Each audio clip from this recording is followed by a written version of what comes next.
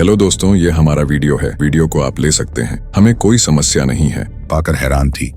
वह एक मृत व्यक्ति की तरह नहीं लग रहा था, बल्कि वह एक ऐसे युवक की तरह लग रहा था जो शांति से सो रहा था। कैरिक के विपरीत उसका शरीर मृत्यु के काले पैटर्न से ढका नहीं था। इसके बजाय उसके बाएं हाथ की पीठ पर केवल एक निशान था। देवी आरव के पास घुटनों के बल बैठ गई और उसके हाथ पर अजीब निशान की जांच की। इसका अर्थ जानने की कोशिश करते हुए जब उसने इसका अध्ययन किया तो उसने देखा कि निशान धीरे धीरे चमकने लगा और एक अजीब आभा के साथ उसके चारों ओर गर्मी की भावना फैल रही थी। जैसे ही प्रकाश और अंधेरे का प्रतीक चमक उसकी कुछ यादें, लेकिन कोई भी महत्वपूर्ण नहीं। अगर कुछ भी जिया ने प्रकृति की देवी के करीब महसूस किया। प्रकृति की देवी जैसे ही उसने आरव को अपनी आंखें खोलते देखा, खड़ी हो गई। वह पलटी और कैरिक से पूछा, वह कौन है? वह मृत या क्लोन की तरह महसूस नहीं करता, क्योंकि मैं कोई नहीं हूं, आरव ने उत्तर दिया और अपने शरीर को ऊपर की ओर धकेल दिया। उसे इस शरीर में बहुत अजीब लगा। यह अलग था, फिर भी यह परिचित था। अगर कुछ भी था, यह शक्ति से भरा था, जिसे उसने पहले कभी महसूस नहीं किया था। वास्तव में शक्ति उस समय उसकी समझ से परे लग रही थी। दूसरी ओर कैरिक अभी भी अपनी आंखें बंद करके बैठा था। अपनी क्षीण हो चुकी आत्मा शक्ति को इकट्ठा करने की कोशिश कर रहा था। तो फिर आप हैं? प्रकृति की देवी ने पूछा। वह लोगों की आभा के प्रति बहुत संवेदनशील थी, क्योंकि वह प्रकृति के करीब थी। आरव की आंखों में देखकर वह महसूस कर सकती थी कि वह कैरिक नहीं था। अगर कुछ भी उसने कभी उम्मीद नहीं की थी कि उसकी यात्रा उसे एक ऐसे बिंदु पर ले जाएगी जहां वह खुद को इस तरह देखेगा। मैं कैरिक नहीं हूं, उसने अपने हाथ में प्रकाश और अंधेरे के प्रतीक को मृत्यु के प्रतीक के साथ देखते हुए शांति से उत्तर दिया। वह कैरिक के करीब आया और कहा, मैं आरव हूं। उसका जवाब सुनकर प्रकृति की देवी को एक असंभव विचार आया। वह इस संभावना के बारे में सोचकर दंग रह गई, लेकिन अब जब उसने इसके बारे में सोचा तो वह इसे समझ गई। कैरिक ने वह तरीका अपनाया जो भ्रष्ट आत्मा वाले अन्य लोग नहीं अपना सकते थे। उसके पास दो आत्माएं थीं जो इस भ्रष्टाचार का कारण बनी, इसलिए एकमात्र समाधान उन्हें फिर से अलग करना था। उसे आखिरकार एहसास हुआ कि क्या हुआ यूं कि कैरिक अपनी दूसरी आत्मा से अलग हो गया था, जिसने आरव को वापस जीवित कर दिया। अब जीवन और मृत्यु पर उसका कितना नियंत्रण है? वह बुदबुदाई। वह उसकी ताकत से थोड़ी हैरान थी। वह 1000 साल पहले से जानती थी कि कैरिक बाकियों से अलग है, इसलिए बहुत से लोग उससे ईर्ष्या करते थे या उससे डरते थे। हालांकि वर्तमान में वह जो कर सकता था उससे वह और भी अधिक डरावना था। वह कुछ हद तक खुश थी कि उसने प्रकाश की देवी का पक्ष नहीं लिया। कैरिक का अकेले सामना करना मुश्किल था, लेकिन अब आरव भी था। जब प्रकृति की देवी अपने विचारों में खोई हुई थी, आरव जिया के पास से गुजरा, उसके सिर को हल्के से थपथपाया और कैरिक के पास रुक गया। वह ठीक उसके सामने बैठ गया। कई बार ऐसा लगा जैसे दोनों के बीच में कोई आईना है।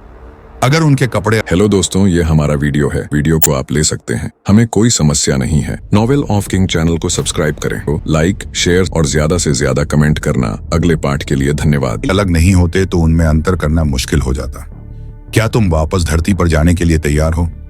कैरिक ने शांति से अपनी आंखें खोली। उसकी आवाज में कोई भावनात्मक उतार चढ़ाव नहीं था। जब मैं ठीक हो जाऊंगा, मैं तुम्हारे लिए एक दरवाजा खोलूंगा। किसने कहा कि मैं वापस जा रहा हूं? आरव ने उत्तर में पूछा। मैंने धरती पर लौटने के बारे में सोचा भी नहीं है। मुझे अभी भी एक दावत में शामिल होना है। तुम्हारा इस मामले में कोई हाथ नहीं है। तुम क्यों हस्तक्षेप करना चाहते हो? कैरिक ने पूछा। उसने जानबूझकर 1000 साल की नफरत को अपने ऊपर ले लिया था और आरव को केवल उसके पिछले जीवन का ज्ञान दिया था। यह सब इसलिए था क्योंकि वह चाहता था कि आरव धरती पर एक ऐसा जीवन जिए जो वह नहीं जी सकता था। इसलिए इस आदमी के लिए प्रकाश की देवी या ऊपरी क्षेत्र के पीछे जाने का कोई कारण नहीं था।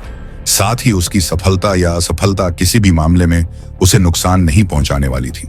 अगर वह सफल हो गया तो ऊपरी क्षेत्र का शासन समाप्त हो जाएगा, और अगर वह असफल हो गया और मर गया तो ऊपरी क्षेत्र मान लेगा कि मामला खत्म हो गया, यह न जानते हुए कि उसके जैसा एक और व्यक्ति था जिसके पास मृत्यु का तत्व नहीं था। ऊपरी क्षेत्र मृत्यु के सर्वोच्च तत्व से डरता था, क्योंकि ऊपरी क्षेत्र में केवल राजा के पास ही सर्वोच्च तत्व था। इसलिए वे जानते थे कि सर्वोच्च तत्व क्या करने में सक्षम है। भ्रष्टाचार से वे इसे पूरी तरह से उपयोग करने से पहले दूसरी ओर आरव अलग था। अब जबकि आत्मा पृथक्करण सफल हो गया था, भ्रष्टाचार चला गया था और उसे फिर से प्रभावित होने की चिंता करने की जरूरत नहीं थी जब तक कि वह पुनर्जन्म नहीं लेता और भ्रष्टाचार से पीड़ित एक द्वितीयक आत्मा के साथ विलीन नहीं हो जाता। अगर मैं ऐसा नहीं करता तो कौन करेगा? आरव ने जवाब में पूछा। आप मुख्य आत्मा हो सकते हैं, लेकिन मैं खुद को द्वितीयक नहीं मानता। या तो हमारे दुश्मन एक जैसे हैं। उसकी मुट्ठियां कस गईं। हालांकि वह क्रोध की लपटों और प्रकाश की देवी और ऊपरी क्षेत्र के प्रति क्रोध की भावनाओं को महसूस नहीं कर सका, फिर भी उसे वे सभी भावनाएं याद थीं जो उसने तब महसूस की थीं जब वह एक शब्द था, कैरिक। इसके अलावा आप अब कमजोर हो गए हैं। क्या आप इस हालत में भोज में शामिल हो सकते हैं? आरव ने शांति से आगे पूछा। आप भी उतने मजबूत नहीं हैं। कैरिक ने बिना ज्यादा प्रतिक्रिया दिए जवाब दिया। आप अपने शरीर की ताकत को समझने के लिए समय चाहिए, दोस्तों और परिवार। हालांकि वह यह भी नहीं चाहता था कि उसका दूसरा स्वरण बिना किसी कारण के मर जाए। साथ ही वह यह भी जानता था कि उसका दूसरा स्व कितना जिद्दी था, क्योंकि वह उसके साथ एक हो गया था। शब्द आरव को समझाने के लिए पर्याप्त नहीं थे, इसीलिए उसने एक और तरीका अपनाया ताकि वह उस जिद्दी आदमी को बचा सके जो उसकी बात नहीं सुनना चाहता था। और मैं यह कैसे दिखा सकता था? आरव ने भौहें सिकोड़ ली। वह महसूस करने में मदद नहीं कर सका कि कैरिक उसके साथ एक बच्चे की तरह व्यवहार कर रहा था, जिसने उसके मुंह में खट्टा स्वाद छोड़ दिया। हालांकि यह सच था कि वह इस दिव्य शरीर की पूरी शक्ति का उपयोग या समझने में सक्षम नहीं था, लेकिन इससे यह तथ्य नहीं बदला कि वह एक जादूगर था। हो सकता है कि उसके पास मृत्यु का तत्व न हो, लेकिन उसके पास प्रकाश का तत्व और अंधकार का तत्व था। इसके अतिरिक्त उसने देवांश और सूर्यांश से उन दो तत्वों में महारत हासिल करना सीखा था, जो दोनों तत्वों के पवित्र स्वामियों से बेहतर नहीं तो बराबर ही थे। उसके पास वह ज्ञान भी था जो उसने तब प्राप्त किया था जब कैरिक ने पवित्र स्वामियों की पिछली पीढ़ियों की आत्माओं को खा लिया था। जब उन दो तत्वों की बात आई तो उसका ज्ञान किसी से कम नहीं था। इसके अलावा उसके पास अंधकार का पथिक स्टाफ और प्रकाश का पथिक स्टाफ था। हालांकि वे दोनों वास्तविक चीज के क्लोन थे, लेकिन इससे यह तथ्य नहीं बदल गया कि वे उसके लिए फायदेमंद थे। इसके अलावा उसके पास प्रकाश का पवित्र ग्रिमर भी था। एक देवता के शरीर में एक व्यक्ति के रूप में वह पूरी तरह से अनजान हो सकता था। हालांकि प्रकाश और अंधकार के जादूगर के रूप में वह नहीं था। वह कम से कम खुद की रक्षा कर सकता था, या ऐसा वह मानता था। क्या ऐसा है? अक्सर लड़ती थी, वह कुछ नहीं करती थी, पर उसकी ताकत बिल्कुल भी कम नहीं थी। अगर कुछ था तो वह पृथ्वी पर सबसे शक्तिशाली देवताओं में से एक थी। उसमें मृत्यु के तत्व का अपराध नहीं था। उसमें अंधेरे की बहुमुखी प्रतिभा नहीं थी। उसके पास प्रकाश के फायदे भी नहीं थे। हालांकि उसके पास प्रकृति थी, जिसने उसे हर इलाके को अपनी ताकत में बदलने की अनुमति दी। कैरिक जानता था कि भले ही प्रकाश की देवी ने उससे 1000 साल पहले लड़ाई की होती तो वह नहीं हारती। वह केवल हारती और सीलबंद होती, क्योंकि वह वही था जिसने उससे लड़ाई की थी।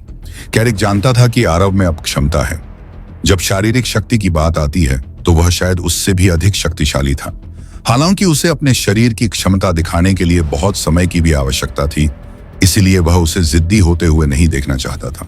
उसने प्रकृति की देवी से लड़ाई की और उसे वश में किया, और साथ ही उसे प्रशिक्षित भी किया। अगर आरव कमजोर दिमाग का होता तो कुछ हार के बाद वह हार मान लेता और पीछे हट जाता। दूसरी ओर अगर उसमें वास्तव में जीतने का जुनून होता, चाहे वह कितनी भी बार हार जाए।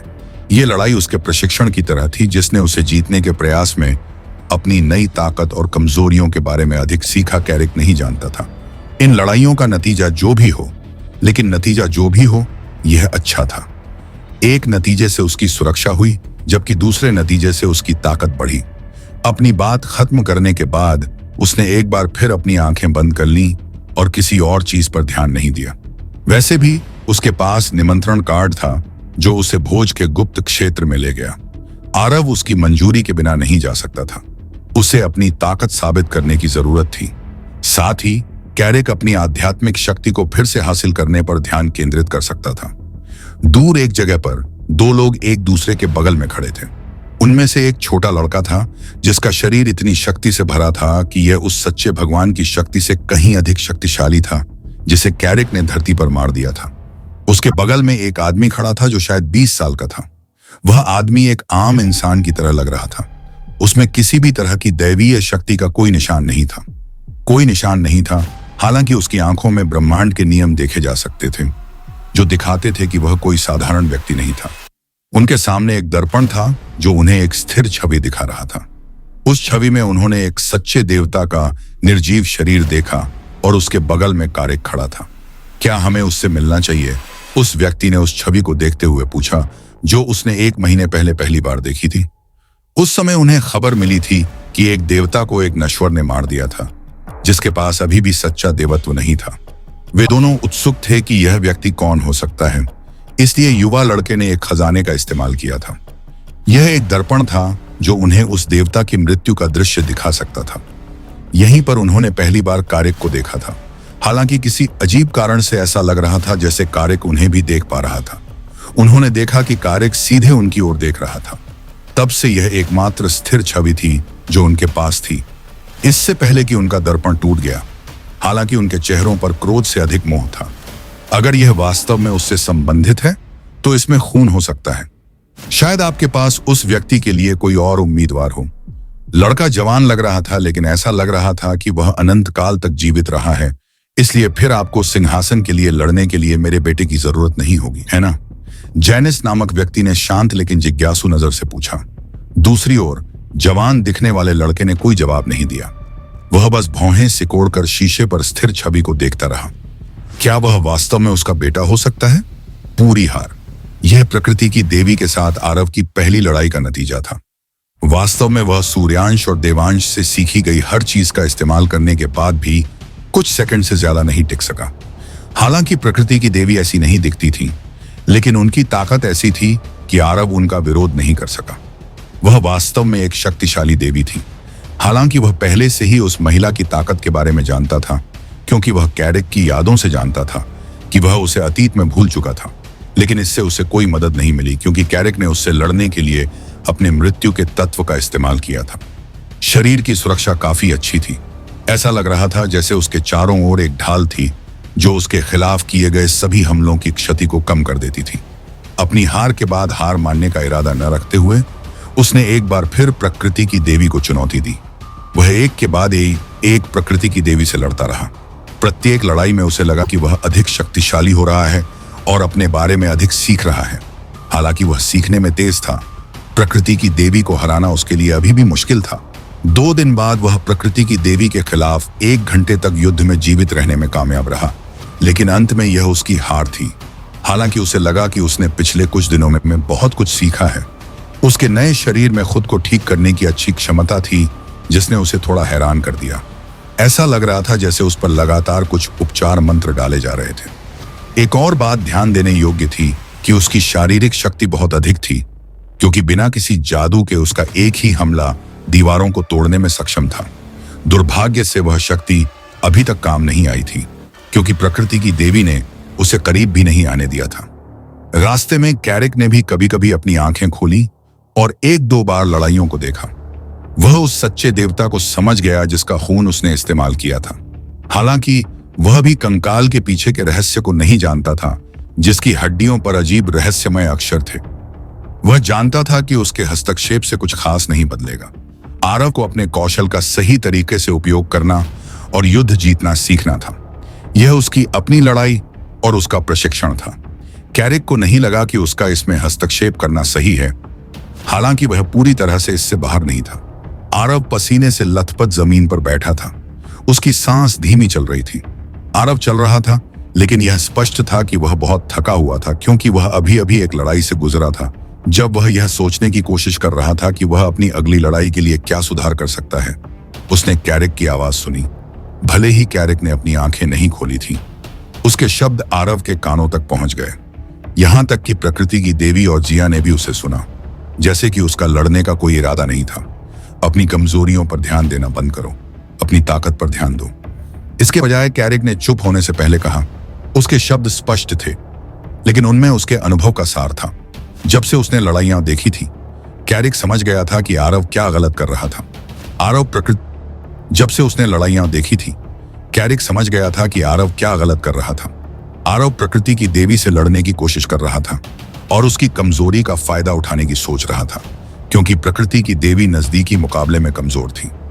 आरव इस लड़ाई में उसके करीब जाने की कोशिश कर रहा था, यह सोचकर कि उसे हराने का यही तरीका है। दुर्भाग्य से उसे हराने का यह सबसे खराब तरीका था। उसे अपनी ताकत पर ध्यान केंद्रित करना था। उसे यह सुनिश्चित करना था कि उसके मंत्र प्रकृति की देवी की रक्षा को तोड़ने के लिए पर्याप्त मजबूत थे, या यूं कहें कि वह अपने रास्ते में आने वाली हर चीज को तोड़ सकता था। देवांश और सूर्यांश अपनी पीढ़ी में पृथ्वी पर प्रकाश और अंधेरे के सबसे अच्छे जादूगर थे। हालांकि यह उनकी पीढ़ी तक ही सीमित था। उन्होंने कभी किसी भगवान का सामना नहीं किया था। उनकी ताकत किसी भी भगवान का सामना करने में सक्षम नहीं थी। यह भी कहा जा सकता है कि उनके मंत्र बहुत कमजोर थे, सिर्फ इसलिए कि वे तत्वों के पवित्र स्वामी को हरा सकते थे। इसका मतलब यह नहीं था कि वे स्वयं देवताओं को हरा सकते थे, क्योंकि पवित्र स्वामी को केवल भगवान की शक्ति का एक छोटा सा अंश दिया गया था, शायद उनकी कुल शक्ति का 1% भी नहीं। अगर आरव हमेशा पुराने मंत्रों पर भरोसा करता तो यह होता वह गलत हथियार पर भरोसा कर रहा था। और कैरिक को यकीन था कि अगर आरव ने किसी तरह प्रकृति की देवी के करीब जाने पर ध्यान केंद्रित नहीं किया होता तो भी वह यह देख सकता था। आरव की उम्मीदों पर प्रकृति की देवी ने भी सहमति जताई। मैं सो रहा था। तुम्हें इस बात का एहसास होने में कितना समय लगेगा? मुझे लगा था कि तुम खुद उस एहसास के बहुत करीब हो। मुझे उम्मीद नहीं थी कि कैरिक तुम्हें इतनी जल्दी जवाब देगा। वह आरव के करीब गई और उसके सिर पर हल्के से थपथपाया। जैसे ही तुमने सुना कि तुम्हें मुझसे जीतना है, तुम सभी संभावनाओं पर विचार करने के बजाय सीधे लड़ाई में कूद पड़े। जैसे उसने कहा, अपनी ताकत पर ध्यान दो, तभी तुम मेरे खिलाफ खड़े हो पाओगे। जब प्रकृति की देवी ने बोलना समाप्त किया, वह आरव से दूर चली गई और उसे अपने विचारों में खोया छोड़ दिया। तुम्हें उसे खुद जवाब देना चाहिए था। वह कैरिक के पास बैठी और धीरे से पूछा। मुझे पता है, कैरिक ने शांति से उत्तर दिया, लेकिन मुझे डर है कि उसके पास समय नहीं है। अगर वह भोज से पहले मजबूत नहीं हुआ, मुझे डर है कि वह अभी भी इतना जिद्दी हो सकता है कि वह यहां से चला जाए। मैं उसे रोकने के लिए मजबूर नहीं करना चाहता, इसलिए मैं केवल उसे मजबूत होने और अपनी ताकत पर ध्यान केंद्रित करने में मदद कर सकता हूं। क्या तुमने फिर से किसी और की परवाह करना शुरू कर दिया है? प्रकृति की देवी ने पूछा। वह कोई और कैसे है? कैरिक ने भौहें सिकोड़ते हुए पूछा। मैं सिर्फ अपना ख्याल रख रहा हूं। अगर मर जाओ, उसे अपनी रक्षा के लिए अपनी सारी ताकत जुटानी होगी। तुम मर नहीं रहे हो, मैं तुम्हारे साथ हूं। प्रकृति की देवी ने उत्तर दिया। यह तथ्य कि तुम मेरे साथ मरोगे मुझे बिल्कुल भी सुकून नहीं देता है। कैरिक ने हल्के से अपना सिर हिलाते हुए उत्तर दिया। यदि भविष्य में ऐसी स्थिति आई कि वह मर गया अपतिन, तो प्रकृति की देवी के बचने की संभावना भी लगभग शून्य थी, इसलिए उसने इसके बारे में ज्यादा नहीं सोचा। तो तुम अभी भी मजाक करना जानते हो? प्रकृति की देवी ने अपनी आंखें घुमाई। वैसे तुम्हें पूरी तरह ठीक होने में कितना समय लगेगा? जल्द ही, कैरिक ने अपना सिर हल्का सा हिलाते हुए साफ जवाब दिया। हालांकि भले ही उसने ऐसा कहा, फिर भी उसे नहीं पता था कि इसमें कितना समय लगेगा। शुरू में उसे लगा कि उसे पूरी तरह ठीक होने में कम से कम 1 महीना लगेगा। हालांकि सब कुछ ठीक चल रहा था, इसलिए उसे लगा कि वह 1 महीने से पहले ठीक हो जाएगा। आरव हॉल के बीच में अकेला बैठा था। वह प्रकृति की देवी और कैरिक के बीच चल रही बातचीत से अनजान था। वह बस अपने हाथ के पीछे जीवन और मृत्यु के निशान को देख रहा था। उसकी आंखें थोड़ी जटिल थीं। मेरी ताकत पर ध्यान दें, उसने ये शब्द बुदबुदाए। यह स्पष्ट था कि इन शब्दों का मतलब था कि उसे अपने मंत्रों में सुधार करना होगा या नए मंत्रों के साथ आना होगा जो उसकी लड़ाई शैली से मेल खाते हों, जिनमें अधिक शक्ति हो। वह प्रकाश के जादू या अंधेरे के जादू से अलग था। उसके पास दोनों तत्व थे और वे दोनों मिलकर कुछ नया बना रहे थे। इसलिए यह स्पष्ट था कि देवांश और सूर्यांश के पुराने मंत्र उससे पूरी तरह मेल नहीं खाते थे। उसे कुछ और चाहिए था। पलक झपकते ही 2 और दिन बीत गए। जनरल अधिक से अधिक निराश हो रहा था, क्योंकि उसे कैरिक के बारे में एक भी सुराग नहीं मिल पा रहा था। इसके अलावा ऊपरी दुनिया में कैरिक की उपस्थिति ऊपरी क्षेत्र के शासक तक भी पहुंच चुकी थी। पर्याप्त शक्ति होने के कारण ऊपरी क्षेत्र के राजा ने इस सूचना पर अधिक प्रतिक्रिया नहीं की, मानो उसे पहले से ही इसकी उम्मीद थी। वास्तव में उसने अभी भी केंद्रीय क्षेत्र नहीं छोड़ा। उसने सब कुछ अपने संगीत पर छोड़ दिया। उसने ऊपरी क्षेत्र की केंद्रीय दुनिया को क्यों नहीं छोड़ा? कुछ लोगों का मानना था कि ऐसा इसलिए था क्योंकि उन्हें नहीं लगता था कि कैरिक व्यक्तिगत रूप से कोई कार्रवाई करने के लिए पर्याप्त मजबूत था, जबकि कुछ ऐसे भी थे जिन्हें लगता था कि उसके पास केंद्रीय दुनिया को न छोड़ने का कोई और कारण था। वास्तव में अधिकांश लोगों को यह भी याद नहीं था कि आखिरी बार उसने केंद्रीय क्षेत्र कब छोड़ा था। अधिकांश कार्य उसकी जनरंजनी द्वारा किए गए थे। हजारों वर्ष बीत चुके थे जब पिछली बार ऊपरी क्षेत्र का शासक केंद्रीय दुनिया से बाहर आया था। बहुत से लोगों ने सोचा था कि यह समस्या आसानी से हल हो सकती है यदि उनका राजा स्वयं आकर इसका समाधान करे। यद्यपि चारों सेनापति ऊपरी क्षेत्र के राजा के बाद ऊपरी क्षेत्र में सबसे शक्तिशाली प्राणी थे, लेकिन वास्तव में उनके कौशल राजा के बराबर भी नहीं थे। लेकिन चारों सेनापतियों ने अपनी योग्यता साबित करने और कैरिक को हमेशा के लिए पकड़कर अपने लोगों का विश्वास फिर से हासिल करने का दृढ़ निश्चय किया। उन्होंने अपनी सारी शक्ति का उपयोग करके चारों दुनियाओं को सील कर दिया, जिससे किसी व्यक्ति के लिए एक दुनिया से दूसरी दुनिया में यात्रा करना असंभव हो गया। केवल 4 सेनापति और उनके द्वारा अनुमोदित व्यक्ति ही सीलबंद स्थान से स्वतंत्र रूप से यात्रा कर सकते थे। कैरिक भी ऐसा नहीं कर सकता था। पूरे क्षेत्र को सील करने के बाद उन्होंने और लोगों को खोज पर लगा दिया। कैरिक की तलाश में हर शहर को ऊपर से नीचे तक खंगाला गया, जिसके बारे में कहा जाता है कि इस बार उसके साथ 2 महिलाएं भी थीं। चारों जनरलों ने एक सेना बनाई जिसका उद्देश्य कैरिक का पता लगाना था। योद्धाओं को कैरिक को पकड़ने के लिए किसी भी तरह का इस्तेमाल करने का अधिकार दिया गया था। वे किसी भी संदिग्ध व्यक्ति को मार सकते थे। वास्तव में वे जरूरत पड़ने पर पूरे शहर को सील कर सकते थे। विनाश की भी अनुमति थी। इससे पता चलता है कि चारों सेनापति कितने गंभीर थे। जब उनकी खोज तेज हुई तो कैरिक अभी भी जमीन पर ध्यान लगाए बैठा था। प्रकृति की देवी भी अब थोड़ा आराम कर रही थी। पिछले 2 दिनों से आरव ने उसे एक बार भी लड़ने के लिए नहीं कहा था। ऐसा लग रहा था जैसे कैरिक की सलाह उसके काम आ गई थी। वह पहले की तरह अधीर नहीं था। इसके बजाय आरव कुछ दूरी पर अकेला बैठा था। विभिन्न तत्वों के नियम कभी कभी उसकी दिशा से आते हुए महसूस किए जा सकते थे, जैसे कि वह अपने स्वयं के मंत्रों पर काम कर रहा था, जो उसके विलय द्वारा दिए गए तत्वों का उपयोग कर सकते थे। एक नया मंत्र बनाना इतना कठिन था कि इसे लगभग असंभव माना जाता था। हालांकि आरव को कैरिक का ज्ञान था, जो वह व्यक्ति था जिसने शुरू से ही अपने सभी मंत्रों को स्वयं बनाया था। इससे उसे कुछ बुनियादी समझ मिली। इसके अलावा देवांश और सूर्यांश ने भी उसे विलय द्वारा दिए गए तत्वों का ज्ञान दिया था। सूर्यांश ने उसे विलय द्वारा दिए गए तत्वों का ज्ञान भी दिया था। एक नया मंत्र बनाना इतना कठिन था कि इसे लगभग असंभव माना जाता था। उसने अपने स्वयं के कुछ अनोखे मंत्र भी बनाए थे, जो कुछ ऐसा था जो पवित्र भगवान भी चाहते थे, और उसके पास वह सब कुछ था जिसकी उसे आवश्यकता थी। पलक झपकते ही 2 और दिन बीत गए। सूरज क्षितिज पर डूब गया था। शांत परिदृश्य पर एक रंगीन चमक बिखेर रहा था। रात के आसमान में तारे टिमटिमाने लगे। हल्की हवा बहने लगी जिसमें खिले फूलों की मीठी खुशबू आ रही थी। शाम की हवा ठंडी और ताजा थी, जो दिन की चिलचिलाती गर्मी से कई लोगों को राहत दे रही थी।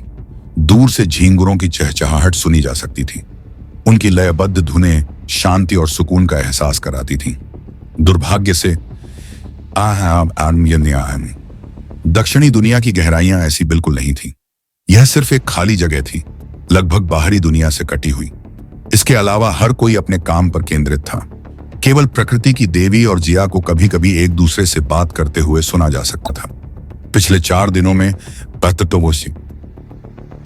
प्रकृति की देवी ने उसे पहले ही सब कुछ बता दिया था कि कैरिक के साथ क्या हुआ था और क्यों 2 लोगों की आदतें एक जैसी थीं।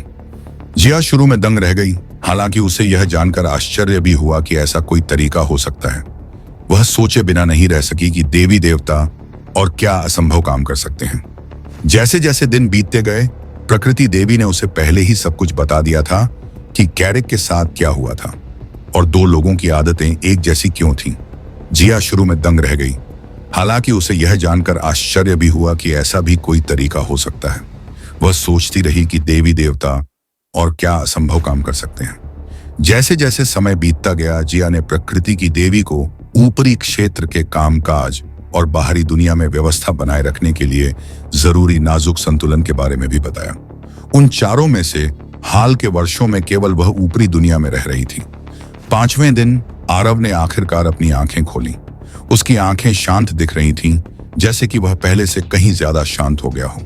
उसके प्रकाश और अंधकार के तत्व का प्रतीक और भी अधिक परिष्कृत लग रहा था, जैसे कि उसमें सुधार हुआ हो और आगे भी सुधार हो सकता हो। पिछले 4 दिनों के दौरान आरव ने खुद को प्रकाश और अंधकार की उत्पत्ति को समझने में डुबो दिया, जो कि उसके द्वारा एकत्रित किए गए सभी ज्ञान के कारण संभव हो पाया था। इसके माध्यम से उसने महसूस किया कि भले ही प्रकाश और अंधकार अपने आप में सर्वोच्च तत्व नहीं थे, लेकिन उनके रहस्य अविश्वसनीय थे। खासकर जब वे एक साथ होते हैं, उनमें पवित्र शक्ति और अपवित्र शक्ति दोनों होती हैं। अराव को प्रकाश और अंधकार के बीच शक्ति के संतुलन से बहुत लगाव था। वह उनकी क्षमताओं का पता लगाना चाहता था और अपनी शक्ति को बढ़ाने के लिए उनकी शक्ति का उपयोग करना चाहता था। साथ ही उसने अपने द्वारा बनाए गए मंत्रों में शक्ति के इस संतुलन को बनाए रखने की कोशिश की। शुरू में उसके द्वारा बनाए गए कुछ मंत्र अपूर्ण और असंतुलित थे। यही वजह है कि उन्हें अस्थिर कहा जाता है। वह गलत नहीं था, न केवल वह उन्हें डालने के लिए अभ्यस्त था, बल्कि वह जरूरत से ज्यादा ऊर्जा भी खर्च करता था। पिछले कुछ दिनों से वह उन मंत्रों को परिष्कृत करने के लिए लगातार काम कर रहा था। वह जानता था कि भले ही उसने जो मंत्र बनाए थे वे शक्तिशाली थे, वह प्रकृति की देवी के खिलाफ लड़ाई जीतने में सक्षम नहीं होगा यदि वह केवल अस्थिर और अपूर्ण मंत्रों पर निर्भर करता है। सौभाग्य से उसकी कड़ी मेहनत रंग लाई। शुरू करने के सिर्फ 5 दिनों के भीतर उसने अपने नए मंत्रों और यहाँ तक कि उनकी दक्षता के साथ अधिकांश समस्याओं को हल कर लिया था। उसने अपने मंत्रों में अपनी वंशावली की शक्ति को शामिल करने का एक तरीका भी खोज लिया था, जिससे उसे अपनी आगामी लड़ाई में फायदा हुआ। अपने नए आत्मविश्वास के साथ उसने एक गहरी सांस ली और अपने प्रतिद्वंद्वी का सामना करने की ताकत पाई। वह आखिरकार खड़ा हुआ। 5 दिनों के बाद वह प्रकृति की देवी का सामना करने के लिए तैयार था। उसने प्रकृति की देवी को देखा, जो उसे दूर से घूर रही थी। मैं तैयार हूं, हालांकि मुझे नहीं लगता कि यह जगह हमारी लड़ाई के लिए पर्याप्त है। क्या हम ऐसी जगह चलें जहां हम अपने मंत्रों का स्वतंत्र रूप से उपयोग कर सकें? आरव ने पूछा। हालांकि यहाँ जगह बहुत बड़ी थी, लेकिन इस तथ्य को नहीं बदला कि यह अभी भी एक बंद जगह थी। वह नहीं चाहता था गलती से पूरे घर को ध्वस्त कर देना और कैरिक की वसूली में बाधा डालना। जहां तक बाहर जाने का सवाल है, यह उनके लिए खतरनाक नहीं था, क्योंकि उसका प्रकाश तत्व अब एक बिल्कुल नया तत्व बन गया था। इसलिए वह प्रकाश की देवी को नहीं मिल सकता था। जहां तक ऊपरी दुनिया के लोगों का सवाल है, वे केवल मृत्यु तत्व वाले लोगों को ही ढूंढ रहे थे। इसलिए वह उससे भी मुक्त था। वह पकड़े बिना आसानी से जा सकता था। उसे बस एक बंजर जगह ढूंढनी थी जहां वे स्वतंत्र रूप से लड़ सकें। प्रकृति की देवी ने आरव की ओर सिर हिलाने से पहले कैरिक की ओर देखा। ऐसा लगता है कि इस बार आप बहुत आश्वस्त हैं। ठीक है, उसने अपना हाथ लहराया और एक खाली जगह खोल दी। मैं ऐसी जगह पहले से ही जानती हूँ, कैरिक का ख्याल रखना। उसने शून्य में प्रवेश करने से पहले जिया से कहा। किसी को यहाँ उस व्यक्ति की देखभाल करने की जरूरत है जो अपनी आत्मा के ध्यान में था। वे एक बड़े मैदान के बीच में खड़े थे। दोनों ही युद्ध की तैयारी कर रहे थे। यह स्थान किसी भी मानव बस्ती से बहुत दूर था। इसके अलावा प्रकृति की देवी ने आसपास के वातावरण पर सुरक्षा की एक और परत भी लगा रखी थी, ताकि यह सुनिश्चित किया जा सके कि युद्ध की आवाज और आभा इस स्थान से बाहर न जा सके। यह युद्ध के लिए एक आदर्श स्थान था। एक तरफ प्रकृति की देवी थी, उसके लंबे बाल हवा में उड़ रहे थे और वह अपने प्रतिद्वंद्वी को घूर रही थी। उसके चेहरे पर दृढ़ संकल्प का भाव था, जो दिखा रहा था कि उसने गैब्रियल को हल्के में नहीं लिया। भले ही उसे अपने कौशल पर पूरा भरोसा था। उसने अपनी भुजाएं उठाई और अपने चारों ओर प्रकृति की शक्तियों को बुलाया। उसके शरीर से एक चमकीली हरी आभा निकल रही थी।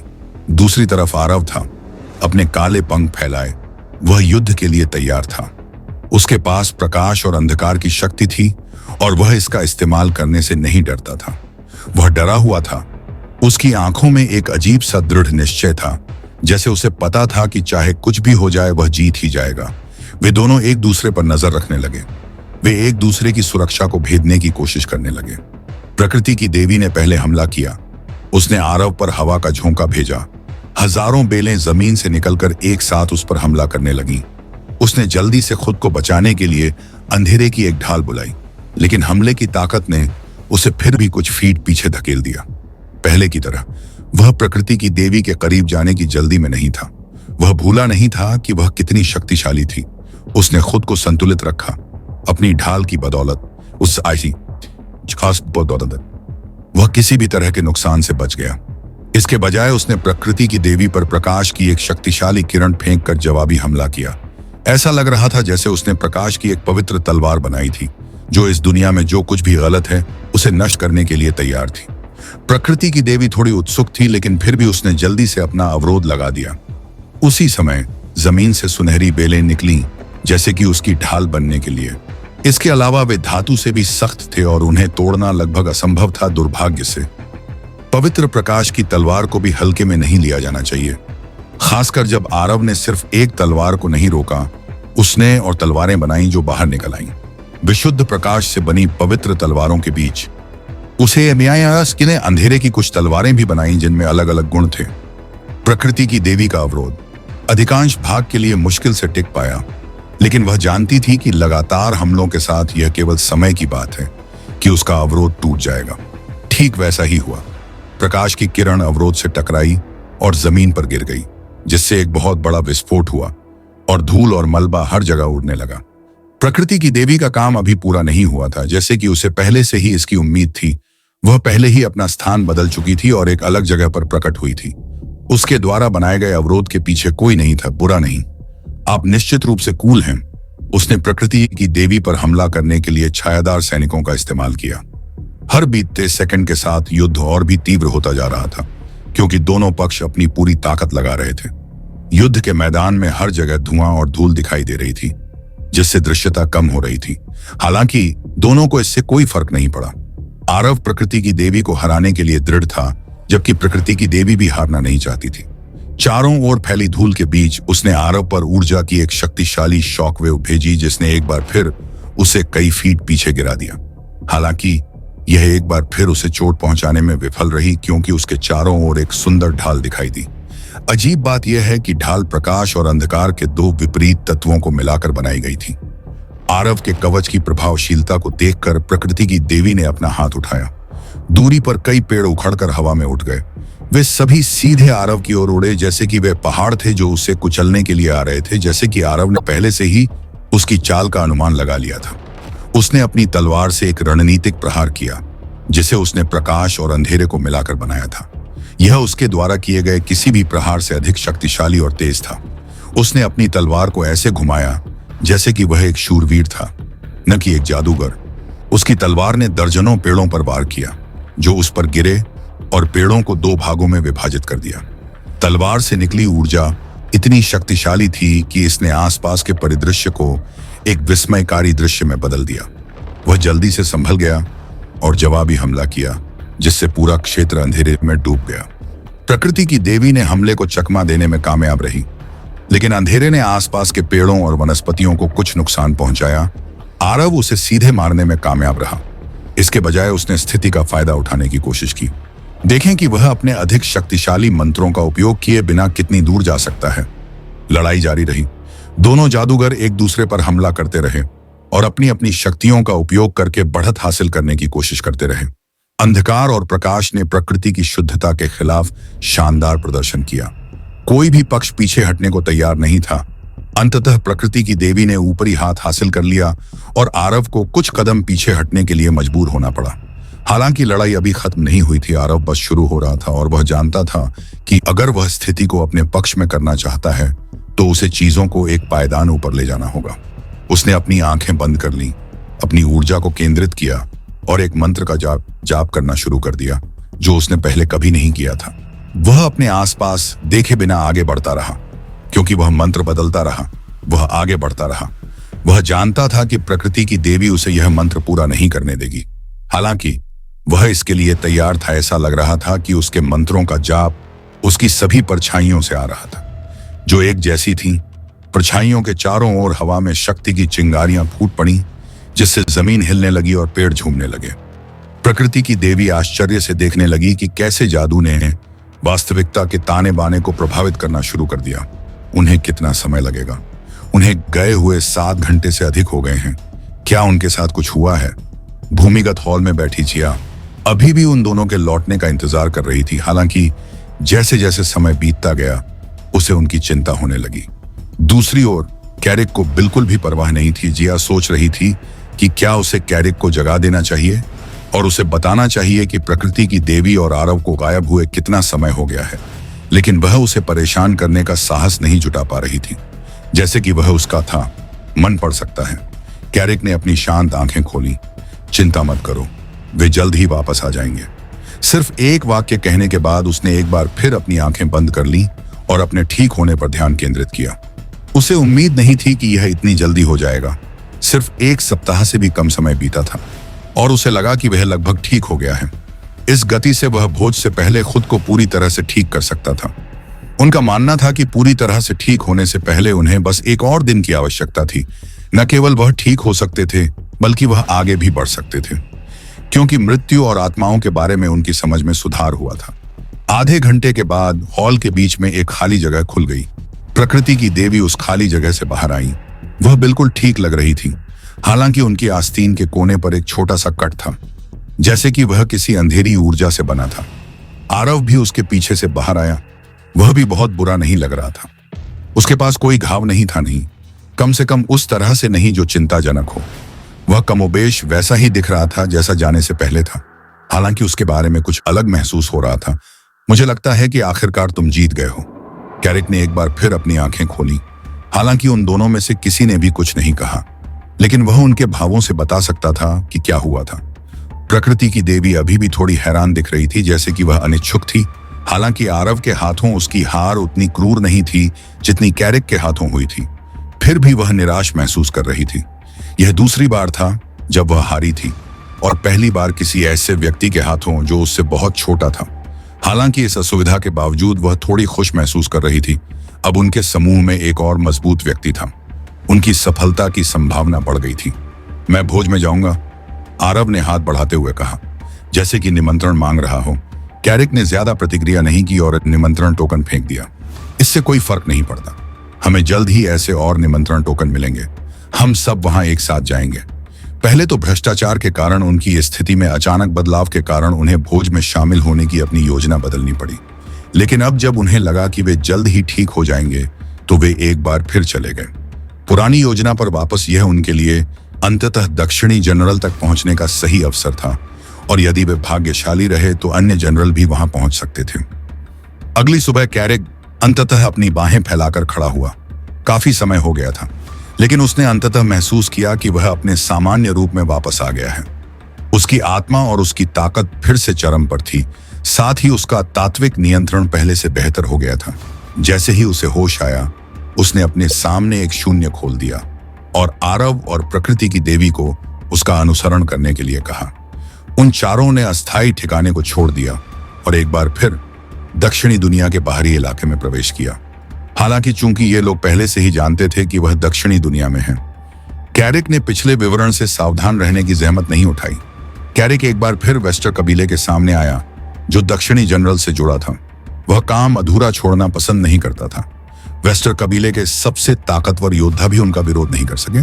सबसे बुरी बात यह थी कि कैरिक अकेला नहीं था।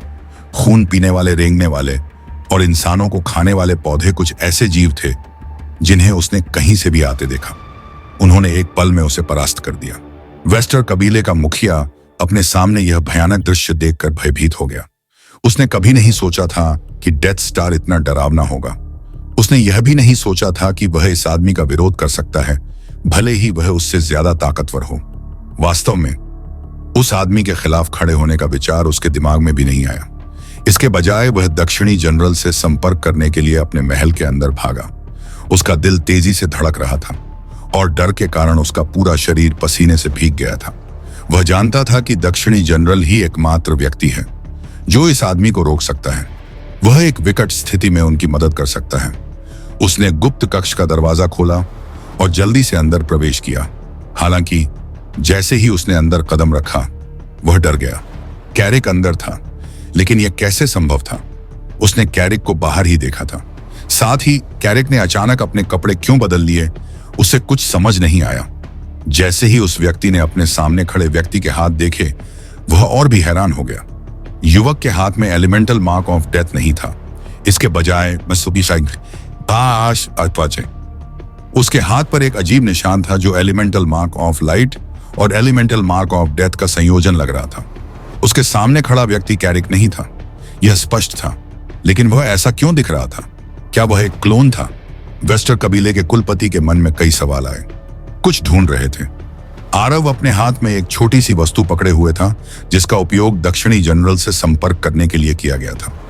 वेस्टर कबीले के मास्टर की आंखों के सामने आरव ने आइटम को नष्ट कर दिया, जिससे किसी के लिए भी दक्षिणी जनरल से संपर्क करना असंभव हो गया। हर कोई यहां फंस गया था और कोई भी बच नहीं सकता था, जैसा कि उन्होंने पहले कैरिक और क्लोन के साथ किया था। हवेली की दीवार टूट गई और एक आकृति उड़कर जमीन पर गिर गई। उसके होंठों से खून बह रहा था और उसे लगा कि उसकी कुछ हड्डियां भी टूट गई हैं। हालांकि वह आदमी हिला नहीं, इसके बजाय ऐसा लग रहा था जैसे वह डर से जम गया हो, क्योंकि उसने अपने चारों ओर एक और भी भयानक आभा महसूस की। वेस्टर कबीले के कुलपति ने पलटकर देखा कि कैरिक उसके ठीक पीछे खड़ा था। उसने पहले ही कबीले में बाकी सभी का ख्याल रख लिया था। अब केवल वेस्टर कबीले के कुलपति ही बचे थे। दूसरी ओर आरव भी टूटी दीवार से बाहर कूद गया। वेस्टर कबीले के मुखिया ने आसन्न कयामत को महसूस किया। उस दिन दक्षिणी दुनिया से 2 बड़े कबीले गायब हो गए, जिससे काफी उथल पुथल मच गई। लगभग सभी जानते थे कि इसके पीछे कौन 1000 साल पहले ऐसा लग रहा था कि यह उसी घटना की पुनरावृत्ति थी। हालांकि 2 कुलों के नष्ट हो जाने के बाद उसके बाद और कुछ नहीं हुआ, जैसे कि बस इतना ही था। कैरिक अब और नहीं हिला, बल्कि वह एक भूत की तरह गायब हो गया, जिससे उसे ढूंढना असंभव हो गया। ऐसा लग रहा था जैसे कि वह एक राक्षस था जो इस दुनिया में अराजकता फैलाने आया था, और फिर अपना लक्ष्य प्राप्त करने के बाद वह अंधेरे में गायब हो गया। कोई नहीं जानता था कि वह कहां था, जबकि पूरा दक्षिणी विश्व उसके ठिकाने के बारे में सोच रहा था। अधिकांश प्रमुख कुलों ने अपनी सुरक्षा मजबूत कर ली थी। उन्हें नहीं पता था कि उन पर अगला हमला हो सकता है या नहीं। हालांकि वे कुछ भी बदलने के लिए नहीं छोड़ सकते थे। दूसरी ओर दक्षिणी जनरल का सिरदर्द और भी बढ़ रहा था। ऐसा लग रहा था जैसे कि यह अतीत की पुनरावृत्ति थी। वह पिछली बार भी कैरिक को कोसने से खुद को रोक नहीं पाया था कि उस आदमी ने मेरे क्षेत्र में अराजकता फैला दी, और अब भी वह बदमाश दूसरे जनरलों के साथ क्यों नहीं उलझता है। उसके दिमाग में क्या गड़बड़ है। दक्षिणी जनरल ने अपने सामने रखी मेज पर मुक्का मारा। मेज टुकड़े टुकड़े हो गई। उसके अधीनस्थ चुपचाप देखते रहे। उन्हें समझ में नहीं आ रहा था कि उसका उग्र कमांडर कैसे शांत हो, लेकिन दक्षिणी जनरल जानता था कि उसे जल्दी से कार्य करना होगा, अन्यथा दुर्भाग्य से कैरिक को ढूंढना घास के ढेर में सुई खोजने जैसा था। उसके मन में भोज को रद्द करने और स्थिति पर अधिक ध्यान केंद्रित करने के विचार थे। हालांकि अंत में उसने जारी रखने का फैसला किया। आखिरकार चारों सेनापतियों को ऐसा करने से घृणा थी, लेकिन इस चूहे को बाहर निकालने के लिए उसे दूसरों की मदद की जरूरत थी, जबकि दुनिया इस बात का अनुमान लगा रही थी कि कैरिक अगला निशाना कौन होगा। कैरिक दक्षिणी दुनिया की गहराई में गुप्त हॉल में शांति से बैठा था। उसके हाथ में दक्षिणी कमांडर के भोज का निमंत्रण पत्र था, जो एक गुप्त स्थान पर होने वाला था। केवल इन निमंत्रण पत्रों के साथ ही कोई उस स्थान में प्रवेश कर सकता था। इसीलिए उसने 2 कुलों को नष्ट कर दिया था और उनसे प्राप्त प्रतीकों को एकत्र कर लिया था। अब उन चारों को प्रतिष्ठित भोज में शामिल होने का निमंत्रण मिला था, जहां चारों सेनापति इकट्ठा होने वाले थे। क्या आपको लगता है कि देवी प्रकाश की देवी भी भोज में शामिल होंगी? आरव ने कैरिक से पूछा। हालांकि भोज दक्षिणी दुनिया में हो रहा था, लेकिन ध्यान रखें कि सभी सेनापतियों को इसमें शामिल होना चाहिए। भोज खुला था और चारों दुनियाओं से कई प्रमुख नेताओं को आमंत्रित किया गया था। कम से कम आरव ने जाते समय यही सुना था। उसे यकीन था कि प्रकाश की देवी ने पिछले 1000 सालों में एक महत्वपूर्ण छाप छोड़ी होगी, इसलिए उसे भी निमंत्रण मिलना चाहिए था। अगर वह वहां जाने वाली थी तो यह और भी अच्छा था। कैरिक ने सिर हिलाते हुए ऊपर देखा। मुझे संदेह है कि अब जब उसे पता चल गया है कि मैं यहां हूं, तो वह खुद को दिखाएगी, लेकिन यह केवल समय की बात है जब उसका धैर्य खत्म हो जाएगा। उसने आगे कहा, उसके पास मुझे नियंत्रित करने के लिए बहुत सारे कार्ड थे, लेकिन अंत में वह फिर भी विफल रही। वह दिन दूर नहीं जब उसे एहसास होगा कि भ्रष्टाचार विफल हो गया है। वह हताश होने लगेगी। वह दिन दूर नहीं है। उसने अपने हाथ की ओर देखा। मृत्यु के अजीब काले पैटर्न उसके हाथ में भी फैल रहे थे। वह मृत्यु के सर्वोच्च तत्व पर पूर्ण नियंत्रण पाने के बहुत करीब था। हालांकि शेष भाग को कवर करना जितना कहा गया था, उससे कहीं अधिक कठिन था, क्योंकि इसके लिए बहुत अधिक बाहरी मदद की आवश्यकता थी।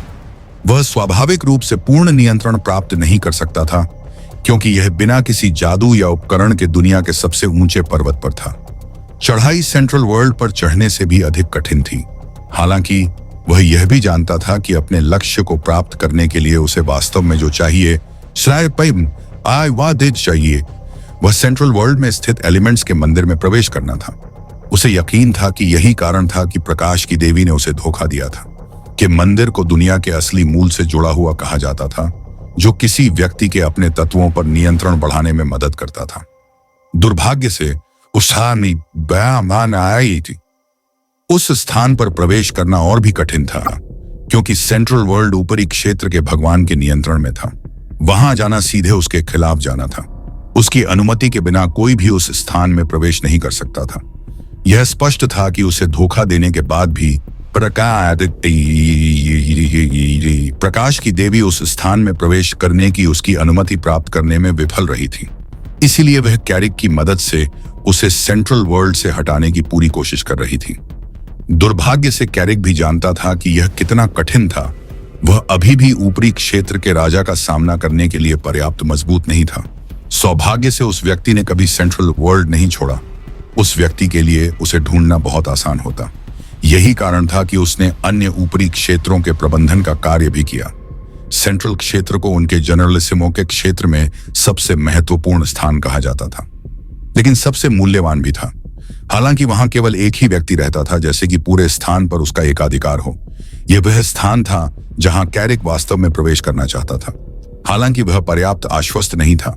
सेंट्रल क्षेत्र के अंदर भागना असंभव था, क्योंकि ऐसा कहा जाता था कि सेंट्रल वर्ल्ड में प्रवेश करने का केवल एक ही रास्ता था और केवल 4 जर्नलिस्टों को उससे मिलने का मौका मिलता था। जैसे जैसे भोज का समय नजदीक आता गया, तैयारियां तेज हो गईं। जिस विशेष क्षेत्र में भोज आयोजित होने वाला था, उसे आगामी कार्यक्रम के लिए तैयार किया। वह पहरेदारों की पहचान को लेकर भी सतर्क था। हालांकि फिलहाल यह गौण था। कुछ दिन बीते और आखिरकार भोज का समय आ गया। गुप्त क्षेत्र तैयार था। जगह जगह पहरा लगा हुआ था। व्यवस्था में एक भी खामी नहीं थी। इसके अलावा कई जाल भी बिछाए गए थे ताकि किसी भी हमले की सूचना सीधे चारों कमांडरों तक पहुंच सके। गुप्त क्षेत्र में जाने के लिए एक ही द्वार था। हालांकि अंदर जाने के लिए न सिर्फ पहरेदार के कप्तान से अपनी पहचान सत्यापित करानी होती थी, बल्कि आमंत्रण टोकन भी लेना होता था। हजारों मेहमानों के होने के कारण पहरेदार के कप्तान के लिए अकेले सब पर नजर रखना मुश्किल था। गुप्त क्षेत्र के प्रवेश द्वार पर भीड़ भी बढ़ने लगी थी, जिसके कारण उसे लोगों की पहचान सत्यापित करने के लिए अपने दूसरे पहरेदारों का इस्तेमाल करना पड़ा। उसे इस बात का एहसास ही नहीं हुआ कि 4 लोग कुछ दूरी पर उसका इंतजार कर रहे। अब चूंकि भीड़ के कारण होने वाली अव्यवस्था नियंत्रित हो चुकी थी, इसलिए उन्हें यह सही मौका मिल गया।